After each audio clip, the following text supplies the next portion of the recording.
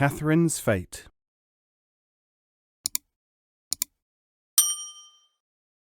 There once lived a very rich and generous merchant who had a gorgeous palace. The pride of his life was his daughter, a beautiful creature called Catherine. Catherine was tall and slim, with black hair and large lustrous eyes. Her hands and feet were small and delicate, her skin as soft as the petals of a rose. In the palace there were thrones of gold, chairs of silver set with precious turquoises, picture frames set with rubies, water jugs set with diamonds. All around her was luxury and beauty. Peacocks strolled in the gardens, flowers bloomed in pots hanging from the trees. All was the best that money could buy.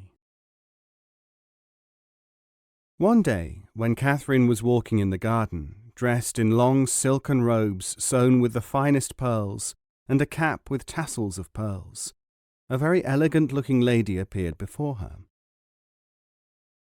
There was an extraordinary look about this lady. Her eyes were very penetrating and dark. Her clothes did not seem to be anything but luminous draperies. "Catherine, my dear child," said the lady, "what would you rather have? Would you like to enjoy life in your youth, or would you like to enjoy it in your old age? You have only these two choices." Catherine thought for a moment, and then she said, "If I have my enjoyment now, will I suffer for it in my last years?" And the tall lady said, "Yes." "But how do you know?" asked Catherine, still pondering the question. "I am your fate," answered the apparition. "Oh, then I will have my good fortune in my old age," said Catherine.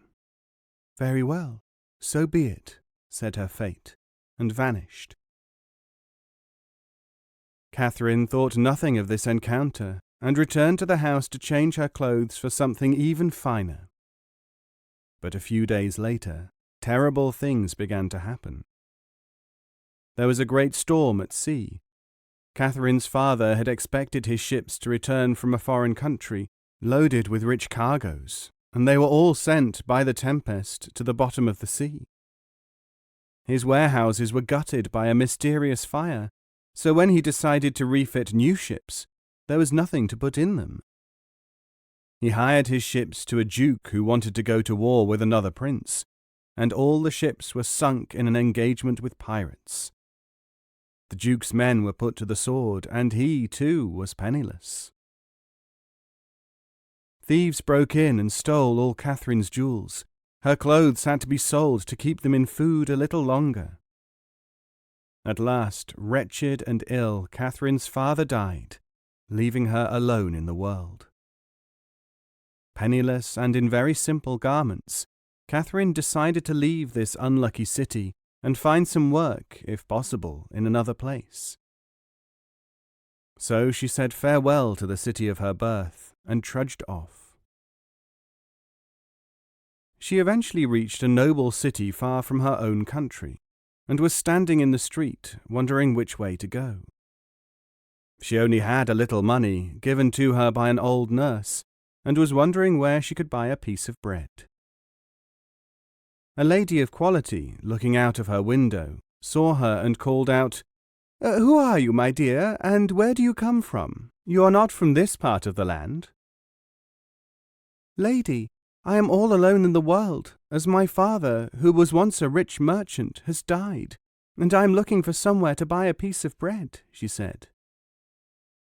"Come into my house. I need a servant, and you will do very well," said the noblewoman, and Catherine went gratefully into the big house. The lady became very fond of Catherine and trusted her with all the things she possessed. One day the mistress said to her, "I have to go out for a little while. Lock the door behind me and let no one either in or out until I return." So Catherine locked the door and sat down by the fire. No sooner had the noblewoman gone than the door flew open and her fate entered.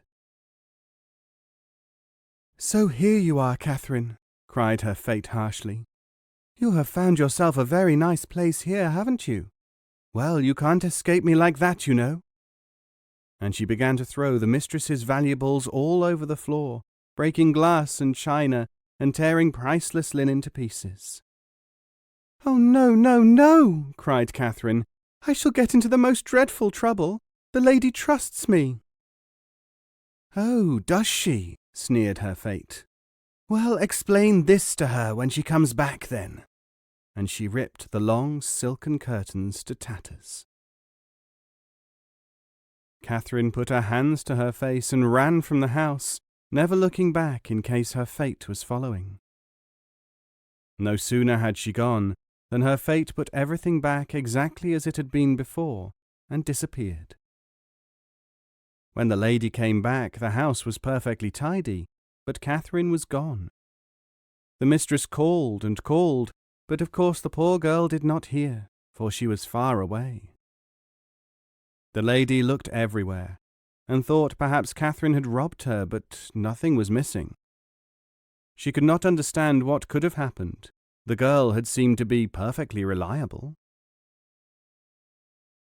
Now poor Catherine ran on until she reached another city, and when looking for somewhere to buy a piece of bread, was noticed by another lady standing at her window.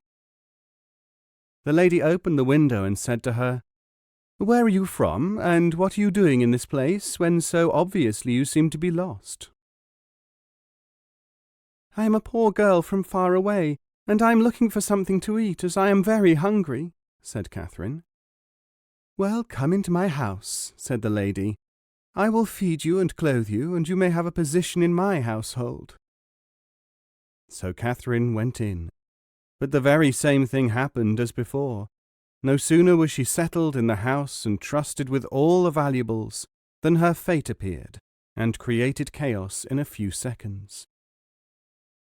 "Do you think that there was anywhere in this world I would not be able to find you?"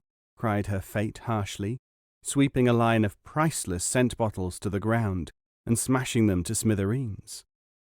Catherine put her hands to her face and ran. And so it went on for the space of 7 years. Each time Catherine was taken on by some nice lady, the appearance of her fate caused her to travel on and on endlessly, it seemed to her. But she never escaped for long. But, and this Catherine did not know, her fate always restored everything to its former state the minute Catherine had disappeared. Now 7 years passed in this manner, and when Catherine was working for a very noble lady with a very kind heart, it was almost as if Catherine's fate had forgotten about her. Day after day, Catherine looked after the house, and things were always right for her. The tension was very great, though, for every hour she expected the door to fly open and her fate to appear. Each day she had to go up the mountain with a basket of the finest bread and cheese for her mistress. A tall, dignified personage took the bread from her gracefully each day, and after bowing, disappeared into a cave. One day her mistress told her, "I always have to propitiate my fate in this way. If that fresh bread and cheese were not sent to her, I shudder to think what she might cause to happen to me." At this, Catherine began to weep, unable to hide her grief, for she had suffered so much in the last 7 years that she could no longer hide her sadness. "My dear child, what is the matter with you? Tell me at once," cried the kind-hearted mistress, placing her hand on Catherine's shoulder. So Catherine told her the story of her fate's cruelty, and continued, "I do not think that I can stand any more of this anguish, expecting her to appear any moment and to tear everything to pieces, as she has done so often. In fact, I would like to go away from here soon, so that I do not bring my fate's destruction upon this house." "Now let me think of a plan," said the noblewoman, striking her forehead. "Yes, I have it. When you go up the mountain with my fate's bread, tell her your story and appeal to her to have a word with your fate, that she leaves off tormenting you like this. I am sure my fate, who is kind, will help." So next day, when Catherine went up to the mountain with the bread for her mistress's fate, she asked her to intercede with her own fate. "Well, your fate is asleep under 7 quilts just now," said the lady's fate. "But when you come tomorrow she might be awake, and I will take you to her." Catherine went away full of hope, and slept that night quite peacefully. When she took the bread up the mountain next morning, her mistress's fate took her to her own fate, who lay in a large bed, covered to the eyes with 7 feather quilts. "Now, sister, here is Catherine," said the fate of the noblewoman. "Leave off tormenting her so. I beg you to give her a little rest now." Her fate said nothing but, "Here is a skein of silk. Look after it carefully. It will be of great use to you. Now leave me to rest." And she pulled the quilts over her head. Puzzled by this, Catherine went home. Her mistress was all agog to know what had happened, but could not make head nor tail of the story Catherine told her. "The silk is worth scarcely anything," she said, "but you had better keep it. It might be of some use, as your fate said." The king of that country, who was young and extremely handsome, was to marry, and there was much consternation at the royal tailors when it was discovered that no silk of the right colour to sew the king's wedding robe together was to be found in the entire kingdom. "Issue a proclamation," said the king. "I must have my robes done in time. Send to the 4 countries bordering my land. Send to every quarter of my dominions. Whoever has silk of this colour must bring it to court, and I shall reward the owner of the silk generously." The noblewoman heard the proclamation and came to tell Catherine, "Catherine, my child, put on this dress and take your skein to the court. It is exactly the colour the king's tailor is looking for," she cried excitedly. "You will be rewarded most generously, I am sure." When Catherine appeared at the court before the throne, the young king found her so beautiful to look upon that he could not take his eyes off her face. "Your Majesty," said she, "will this silk be suitable for your wedding robe?" "You shall be paid in pure gold for it," said the king. "Bring the scales, and we will weigh the skein. Whatever it weighs, you shall have the equivalent in the finest gold of my realm." They brought the scales, but no matter how much gold was put upon the scales, the skein was always heavier. Then the king had larger scales brought, and threw all his treasure onto the scales, and still the skein weighed more. Then, in extreme exasperation, the king took the crown from his head and put it on the scales. At that very second the scales balanced, and the king laughed. "Where did you get this silk, my dear?" he asked Catherine. "From my mistress," said Catherine, and the king shouted, "Impossible! What sort of lady is your mistress that she has magic silk like this?"